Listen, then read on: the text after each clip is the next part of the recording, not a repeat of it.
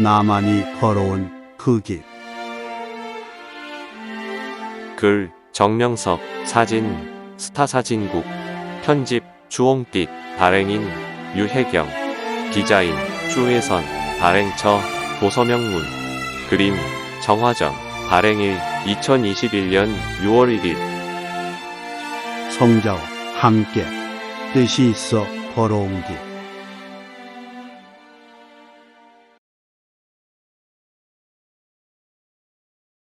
9. 너의 모든 것을 하나님께 드려라. 삶의 길에 수호신이 되어주신 성삼위. 모든 사람들은 자신이 걸어온 길이 험난했다고 다들 말한다. 나 역시도 나의 삶의 길이 고달팠고 괴로웠으며 또 다시 걷고 싶지도 않을 뿐 아니라 다시 걸으려 해도 불가능한 험난한 삶의 길이었다. 한때는 너무 어려워서 삶을 포기하고 살았던 때도 있었다. 의식주 문제와 환경 때문이었고 또 하나는 마음의 좌절이 문제였다. 그럴 때마다 하나님과 성자와 성령님의 감동적인 보호가 수없이 있었기에 내가 살 수 있었다. 나만이 걸어온 인생길은 나만이 쓸 수밖에 없었기에 1966년부터 베트남 전쟁에 2번이나 파월되어 참전했던 이야기도 직접 써서 책으로 펴냈다. 따르는 제자들과 읽는 자들의 인생에 도움이 되기 위하여 45년이 훨씬 넘은 옛날을 회상하며 쓴 것이다. 그리고 전쟁터에서 수십 번의 죽을 고비가 있었으나 삼위일체가 함께 하셔서 내가 살았으니 나도 많은 생명들을 구원하여야 할 책임과 사명에 불타 지금껏 행해왔다. 베트남에서 돌아올 때 가져온 텔레비전과 녹음기. 1966년 제1차 파월, 그 임무가 끝나고 67년에 돌아왔다가 재파월되어 베트남에 다시 갔다. 1969년까지 전쟁이라는 사망의 음침한 골짜기에서 수십 번의 죽을 고비를 넘기고 결국 부모와 형제가 기다리는 월명동 내 고향으로 돌아오게 되었다. 귀국을 앞두고 15일 동안은 내 마음이 참으로 설레었다. 모두 텔레비전, 녹음기, 전축, 냉장고를 챙기며 귀국 준비를 하고 고국의 품에 안기기만을 기다리고 있었다. 그때 나는 휴대용 녹음기 한 대도 사지 못했다. 사기도 힘들었고 또 작전하고 전투를 하다 보니 귀국 날짜가 다 되어 버렸던 것이다. 당시 작은 물건이라도 하나 사가지고 가려고 달마다 모은 돈이 300불이 있었다. 그런데 귀국 날이 가까워지니 혹 돈을 가지고 있는 사람은 환전하여 모두 고향으로 부치라는 공문이 내려왔다. 이틀 후 공문이 또 내려오기를 유공자, 즉 훈장이 있는 사람만 큰 물건을 가지고 갈 수 있다고 했다. 그러니 공적을 세우는 데는 무관심하고 물건만 욕심내어 사나르던 사람들이 갑자기 변을 당하게 되었다. 그들은 할 수 없이 자기가 애써 사놓은 대형 전자 제품들을 다 유공자들에게 판매할 수밖에 없었고 유공자들의 숫자가 적어서 결국 그 비싼 물건들을 고물 팔듯이 헐값에 팔 수밖에 없었다. 나는 사병으로서 훈장을 여러 개 받은 유공자였기에 그때 텔레비전과 녹음기를 헐값에 사게 되었다. 하나님은 나를 사랑하사 공수로 돌아오지 않게 하신 것이다. 제2차 파월 임무를 마치고 1969년 초에 귀국했다. 당시 베트남에서 돈을 많이 벌어왔던 터라 돈도 있었고 그 시절 아주 진귀했던 텔레비전과 녹음기도 가지고 있었다. 그러던 어느 날 월명동 지금의 연못이 있는 길로 올라오는데 음성이 들렸다. 놔두면 녹슬 것을 팔아서 노아의 방주처럼 성막교회를 짓자. 그것이 생명을 살리는 길이다. 하셨다. 그러나 나는 못 알아들은 척했다. 다른 때 같으면 못 알아들었어도 방금 무슨 말을 하셨죠? 하면서 얘기를 하고 다시 물었을 것이다. 그런데 그날은 못 들은 채 하고 계속 걸어 올라오고 있는데 또 감동을 주셨다. 너 자꾸 못 들은 척 할래? 여기에 사람 아무도 없어. 너에게 한 이야기인데. 이런 식으로 계속 성자께서 말씀하셨다. 사실 텔레비전과 녹음기에 녹이 조금씩 쓸어가고 있었다. 왜냐하면 비를 맞기도 했고 또 월명동까지 전기가 들어오지 않아 쓰지를 않고 그냥 덮어두었으니 녹이 쓸 수밖에 없었다. 그래서 내가 광약으로 닦아내고 보관했는데도 오히려 더 녹이 슬었다. 그러니 성자께서는 그렇게 놔두면 녹슬 것인데 팔아서 생명의 방주를 짓자고 계속해서 권유하신 것이다. 그러나 당시 텔레비전은 너무나 진귀한 것이었다. 나는 전기가 들어오도록 계속 하나님께 기도했으나 우리가 사는 마을에는 전기가 들어오지 않았다. 그래도 방에다 그냥 놔두고 심심할 때마다 한 번씩 들여다보곤 했다. 정말 마음은 뿌듯했다. 다만 사용을 못하니 별 소용이 없었다. 그래서 전기가 나오는 데를 찾아 진산까지 왕복 8km를 걸어가서 텔레비전을 보기도 했다. 그 텔레비전으로 우주선 아폴로 16호가 올라가는 장면을 학교에서 사람들을 모아놓고 같이 봤다.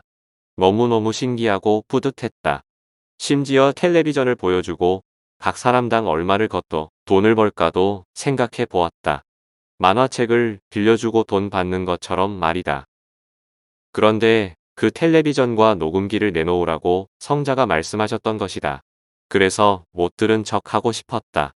그러나 나를 살려주신 나의 구원주의 말씀을 끝까지 거역할 수는 없었다. 그래서 생각해낸 것이 녹음기보다 텔레비전을 먼저 내놓기로 했다. 하나는 내놓아야 했다. 다른 사람도 아니고 나를 구원해 주셨는데 또 베트남에서 죽을 목숨을 살려주셨는데 그냥 있을 수 없지 않는가. 그래서 텔레비전을 내주기로 결심했던 것이다. 녹음기를 가지고 있으려 했던 이유는 내가 멍청하니까 설교를 녹음해 놓고 자꾸 듣고 또 듣다 보면 이해되지 않을까 해서였다. 그때 나운몽 장로님 부흥 집회가 아주 유명했는데 그곳에 가서 녹음해 온 것을 자꾸 들었다.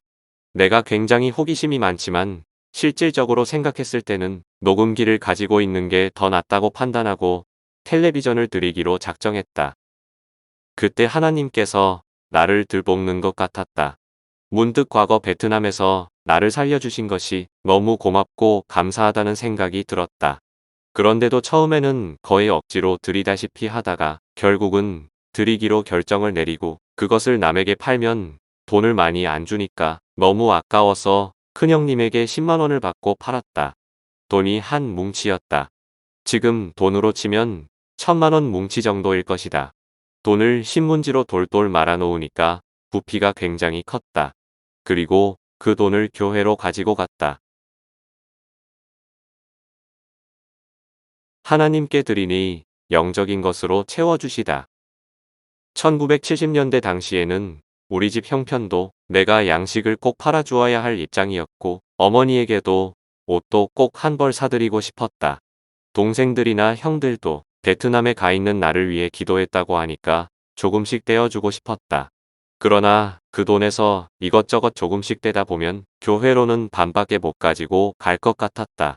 그래서 이것저것 다 접고 돈을 돌돌 말아 묶어서 교회에 갖다 주었다. 돈 뭉치가 너무 커서 헌금통에는 안 들어갔다. 그래서 어디에 놓을까 연구를 하다가 강대상에 얹어 놓았다. 그것을 가지고 성막교회를 짓게 된 것이다. 그때 형들은 야단법석이었다. 세상에 집에 조금이라도 남기고 헌금을 해야지 하며 나를 혼냈다. 식구들이 교회에 가서 회계 담당 집사를 만나 애가 헌금을 다 했지만 집에서는 상의도 안 했기 때문에 안 됩니다.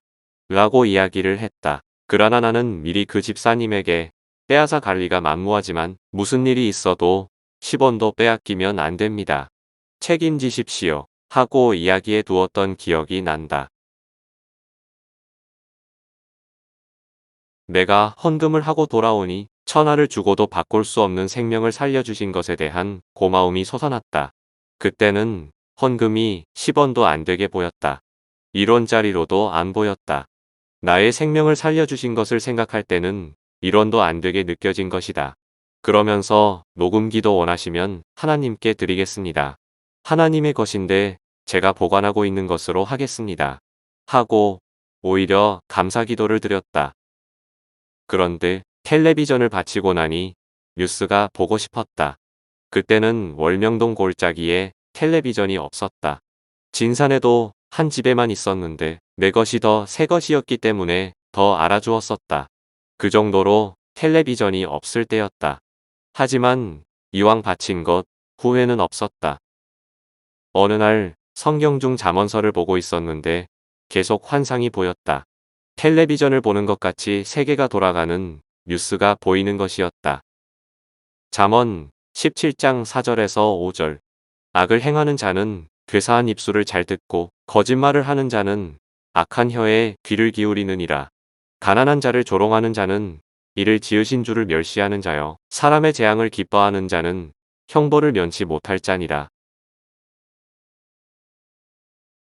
이런 말씀이 성경 한 권을 농축시켜 한마디로 한 것으로 보였다. 삼천 잠언은 삼천 책이다. 라고 말씀하시는 듯 3,000권의 책이 책꽂이에 빽빽하게 꽂혀 있는 것을 보여주셨다. 이때 깨닫기를 잠언을 읽으면 3,000권의 책을 읽는 것이나 똑같구나 했다. 한 권의 책을 읽고 한 잠언을 얻기가 힘들기 때문이다. 그리고 그때에 내가 잠언서를 많이 읽으면서 써놓은 잠언의 귀중함을 더 깨닫게 되었다.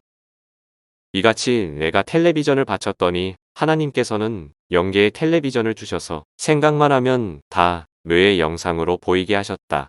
이런 것을 하나님께서 내게 주셨음을 깨달았다. 그것은 지금도 거두어 가지 않으셨다. 육적인 텔레비전이라면 벌써 고장 났을 것 아니겠는가. 아무리 좋은 제품일지라도 오랜 세월 지나면 무엇인가 고장 났을 것이다. 그런데 영적인 텔레비전은 지금까지 잘 쓰고 있다. 녹음기는 그 후에 팔아서 말씀 도표를 만드는 데 사용했다. 텔레비전은 팔아서 성막교회를 짓는 데 도움이 되었다.